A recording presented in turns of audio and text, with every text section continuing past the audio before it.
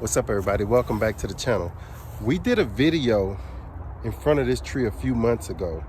I'm going to put that video inside of this video so you can kind of see, for those that didn't see that video, but for those that remembered, I really wanted to do an update because remember I showed you this product, this chelated iron.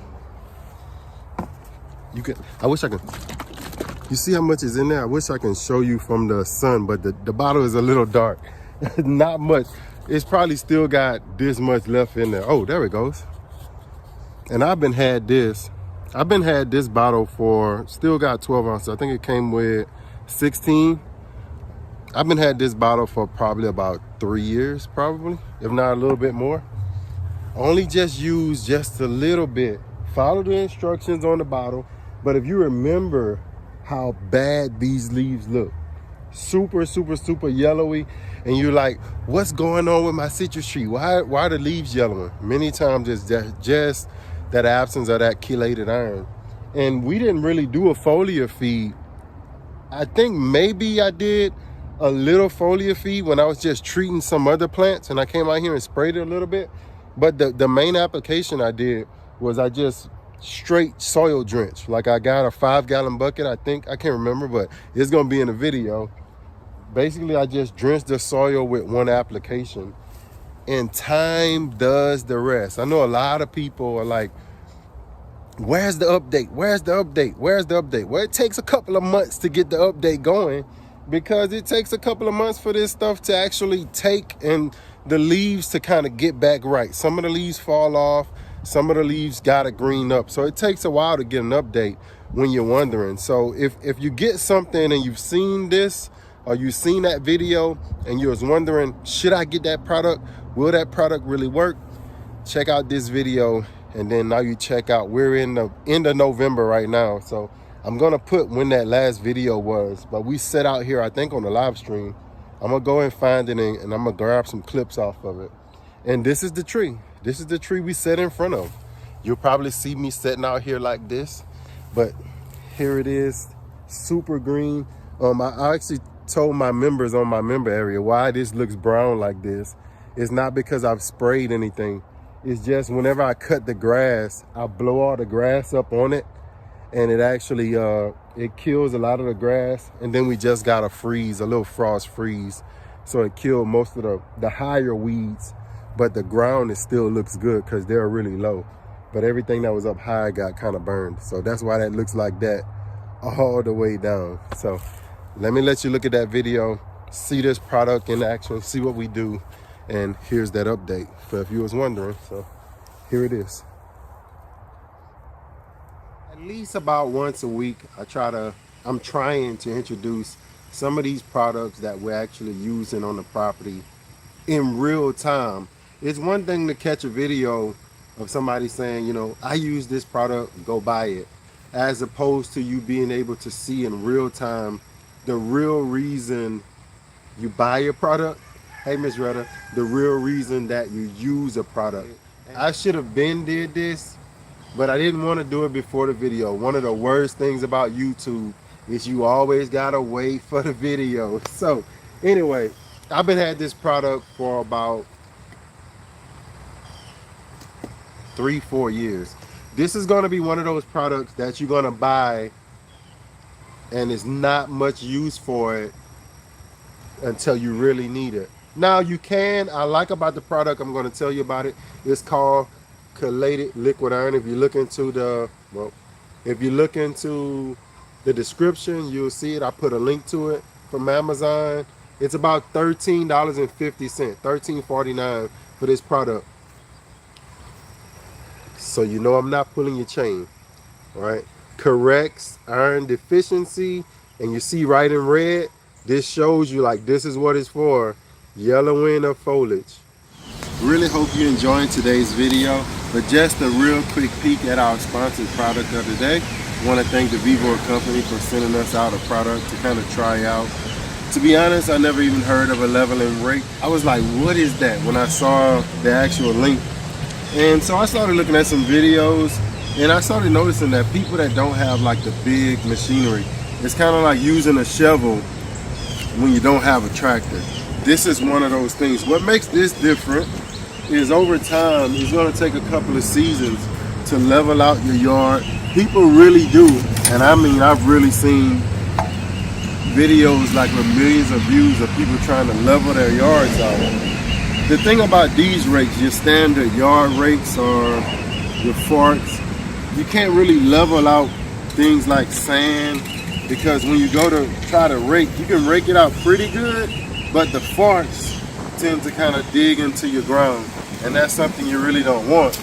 Even with the leaf rake, it still doesn't get it as flat as you would like it. And so that's why people use, and this is I think this is about a 2 foot, almost 2.5 foot rake. And basically you use this to just glide it across if you have a median. Now one guy I was watching, he was like, if you really want to level some stuff, you got to use some sand. And of course he told me to use dry sand. This sand is wet. We had this for a while. My sister brought this over when we had some floods coming.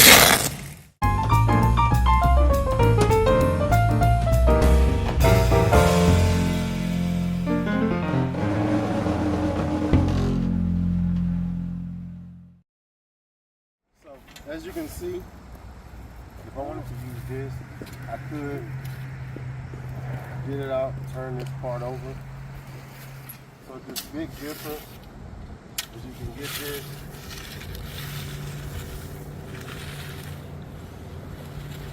You can really kind of get in there and start leveling.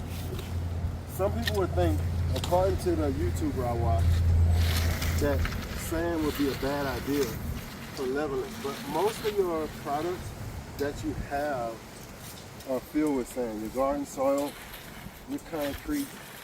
And so sand itself provides a leveling mechanism. And this is what you can actually get done with this sort of rake. And just by it being so wide, it allows you to widen off a larger area.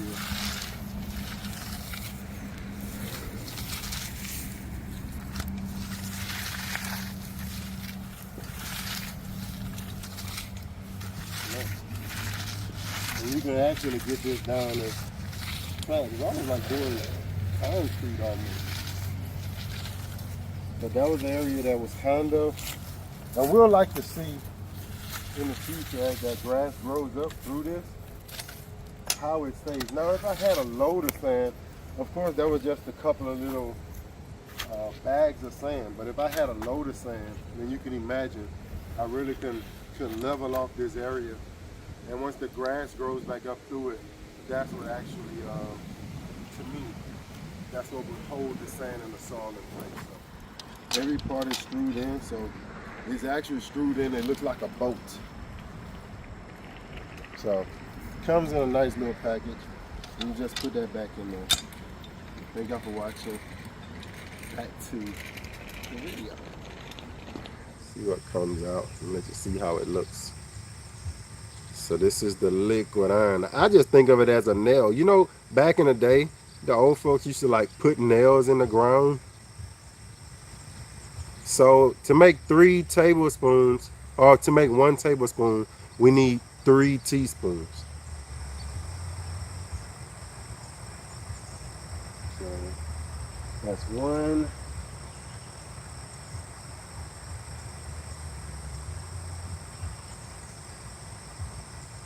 So you can see the jug now. Of course, if you got a sprayer, it's gonna turn your sprayer this orange color. If you got a jug, it doesn't matter. So shaking it up. And all we're gonna do is we're gonna do a soil application. If you really want to do this right, based off of the calculations on the back of that package, then you would like to take a ruler or a tape measure, and you would measure how tall your tree is. And on there they have the 2 to 3 foot, 3 to 4 feet, 5 to 6 feet on around. Here, what I'm gonna do is, I hate to put my foot down here, but just take away some of this. I actually tried something new this year. Watch, I'm gonna show you something real cool.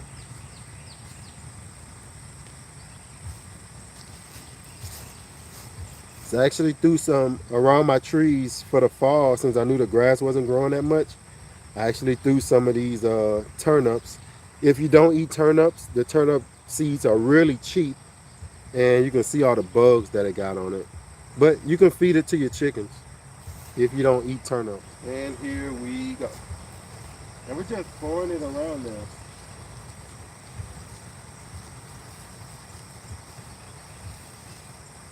I like that foliar feed a little bit better because I know that it's getting on the plant. Here you're going to get some runoff, of course, and it's going to take time to get into the, it's going to take a little time to get into the system of the roots. But with that foliar feed, it actually can start feeding as soon as it gets onto those leaves. I found the foliar feed to kind of help a little bit more for me because I'm always last minute on putting this stuff in. So after you would do this, remember you can do this every 2 weeks, supposedly January, February, and March, but I'm behind, so all I got is the month of March, so I can do this every 2 weeks in March. Maybe I'll even go into April, but it shouldn't take long for those leaves to actually start back getting green a little bit. Cut off some of this dead stuff. Just help your tree a little bit. Of course, you're going to fertilize a little bit, but that's what they really need because the fertilizer sometimes will not actually, like they'll grow, but those leaves will stay yellow. And you're like, man, I'm putting fertilizer on it. What's wrong? A lot of times your fertilizer just has that NPK. It only has those 3 until you start getting into those micronutrients. That's when you'll finally start to see your tree getting a little bit healthier. All right, so I'm back. So hopefully soon, this one will be like that one. All right, that's what we're going for. And usually it happens with those younger trees too. When you get those older trees, I don't think I've ever seen a nice sized citrus tree with yellow leaves all over it. It's usually those younger trees. They haven't figured out how to go in the soil and find those nutrients themselves. But once you introduce those nutrients to them, then it makes it a little bit easier. What's up, everybody? Welcome back to the channel. We did a video in front of this tree a few months ago. I'm going to put that video inside of this video so you can kind of see, for those that didn't see that video, but for those that remember it, I really wanted to do an update.